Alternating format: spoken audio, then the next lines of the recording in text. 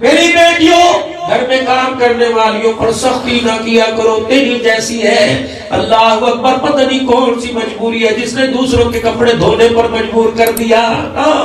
پیار والی بات کر، پیار الصلاۃ وما ملکت ایمانکم، حجۃ الوداع کے موقع پر رسول رو کے فرمایا الصلاۃ، نماز نہ چھوڑنا، وما ملکت ایمانکم، اپنے ملازموں کو نہ رلانا، جو اپنے ملازموں کو رلائے گا روزے میں محمد کا دل دکھائے گا۔ چند بچوں کو پالا تھا ایک ماں نے جتن سے، پہلی سطر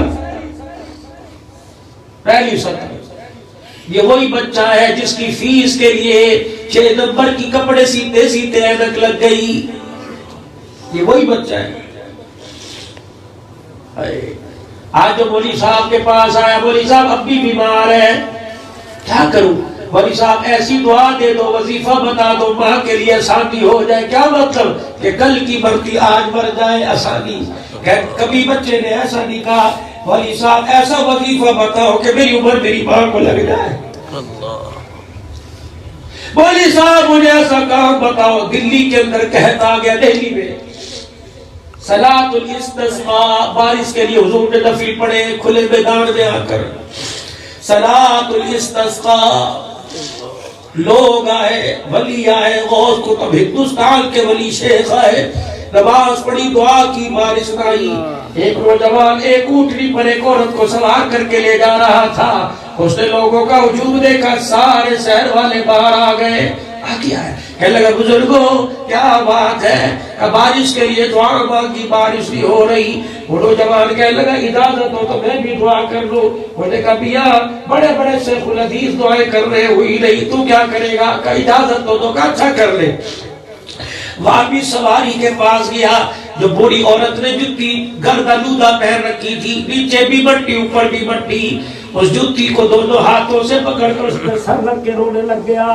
لوگوں نے دیکھا آسمان سے بارش برسنا شروع ہو گئی، سارے لوگ دوڑے دوڑے سواری کے قریب ہو گئے، کہنے لگے کون سی ولیہ بٹھا رکھی ہے؟ کہ ولیہ کو تو پتہ نہیں، اس کے پیٹ سے میں پیدا ہوا، یہ میری ماں ہے۔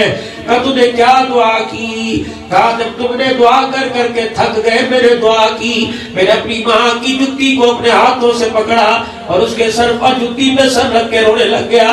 میں نے کہا اللہ تجھے میری ماں کی جوتی ٹوٹی کا واسطہ، اسی کے قدموں تلے تیرے نبی نے جنت بتلائی ہے، یا اللہ یہی جنت کے ساتھ یہ جوتی لگی ہوئی ہے، یا اللہ اس جوتی کا واسطہ آج بارش برسا دے۔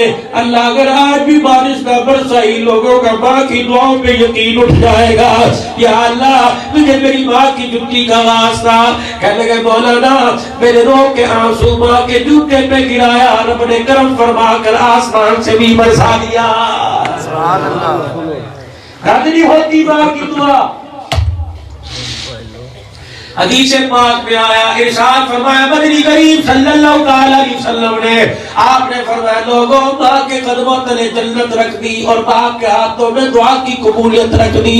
سیمر جانے والوں، شاہ جانے والوں، سخی لال شہباز کلندر جانے والوں، عبداللہ شاہ صاحبی جانے والوں، غازی کے دربار میں جانے والوں، اگر اس مقصد کے لیے جاتے ہو کہ ہماری ماں دعائیں قبول ہوگی تو میرے عزیزوں دعاؤں کی قبولیت کا خزانہ تو اللہ نے گھر میں رکھ رکھا ہے۔ اگر تم نے دعا قبول کروانی ہے، دعا منگوانی ہے تو گھر میں اپنے بوڑھے باپ سے کہہ دو ابا جان آج ہمارے لیے ہاتھ اٹھا کے دعا فرما دے۔ امام الانبیاء صلی اللہ تعالی علیہ وسلم نے ارشاد فرمایا جب بوڑھا باپ اللہ کے دربار میں ہاتھ اٹھا لیتا ہے، پروردگار عالم اعلان کرتا ہے فرشتوں جلدی کرو اس کی جھولی کو بھر دو، جو یہ مانگ رہا ہے اس کو عطا کر دو۔ یہ بوڑھا باپ ہاتھ اٹھائے میں اس کے ہاتھوں کو خالی نیچے کر دوں، میں اللہ کی غیرت گوارا نہیں کرتی ہے۔ چند بچوں کو پالا تھا ایک ماں نے جتن سے، لکھا ہے چرپائی پہ جا رہی ہے، زندہ وہ کچھ نہیں کہے گی، اسے بیویوں سے جوتے پڑوا یا پوتوں سے جوتے پڑوا، وہ کچھ نہیں کہے گی۔ چند کاش میرے گھر کا منظر ایسا ہوتا کہ رات کو باپ آتا اور بیٹوں سے کہتا دادی کے پیر دبائے کہ نہیں دبائے، بیٹی سے کہتا موبائل دیکھ لی ہے، دادی کے سر میں تیل لگایا کہ نہیں؟ بیوی سے پوچھتا آج کتنی دیر میری ماں کے پاس بیٹھی ہے؟ اپنا گلا تو کر رہی ہے، میرے سے میٹھی بات نہیں کرتا، تو نے اس سے میٹھی بات کی جس کے قدموں تلے اللہ نے دنیا آخرت کی کامیابی رکھ دی۔ اور ساسوں کو بھی چاہیے کہ بہووں کو بیٹیاں سمجھے، ناسور نہ سمجھو خدا کے واسطے۔ تم نے اپنی زندگی گزار لی، اب جن کو تم نے اپنے گھر سے رخصت کیا اگر وہ تمہاری بیٹیاں ہیں تو جو تمہارے گھر کے اندر آئی وہ بھی کسی کی بیٹیاں ہیں۔ اور بیٹیوں سے عرض کروں گا اللہ نے تمہیں شادی کے بندھن میں باندھا ہے نا تو خدا کے واسطے جو تمہاری زبان درازی ہے نا اس سے تمہارا رزق گزر رہا ہے۔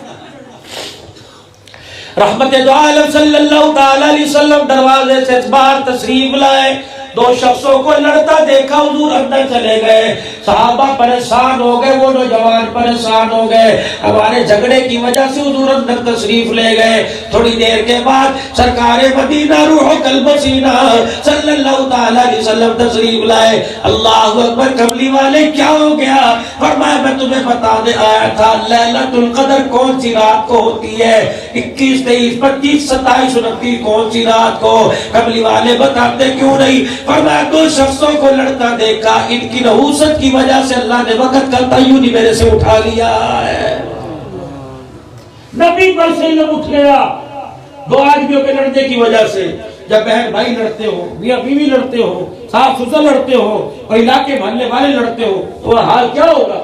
جھگڑا نیکیوں کو، رزق کو، لڑائی زبان درازی کھا جاتی ہے۔ چند بچوں کو پالا تھا ایک ماں نے جتن سے، ممتا کا صلہ پھر بھی ضعیفی میں نہ پائی، بوڑھی ہو گئی پھر بھی جوتیاں کھاتی کھاتی چلی گئی۔ باپ مر گیا، بیوہ بیٹھی ہے، امی تجھے پتا ہے نا ابو نے کہا تھا یہ دکان جس پہ میں بیٹھتا ہوں یہ میری ہوگی، امی تجھے پتا ہے نا ابو نے مجھے گلے سے لگا کے کہا تھا جتنا میرے بینک میں پیسہ سارا تیرا ہے، رقبہ تو مجھے ہی دے کے گیا نا، یہ دونوں گاڑی میرے نام کی۔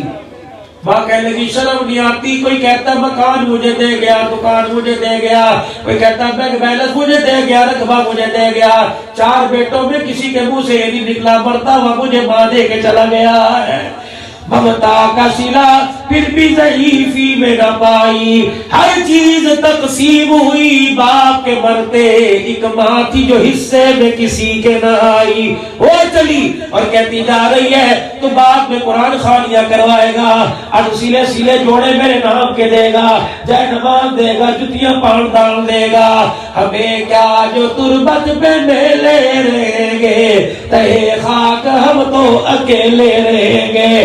کبھی ملاقات کو دل کرے تو آ کے قرآن پڑھ کے چلے جانا، تجھے قرآن کی سعادت مل جائے گی، مجھے میرے بیٹے سے میری ملاقات ہو جائے گی۔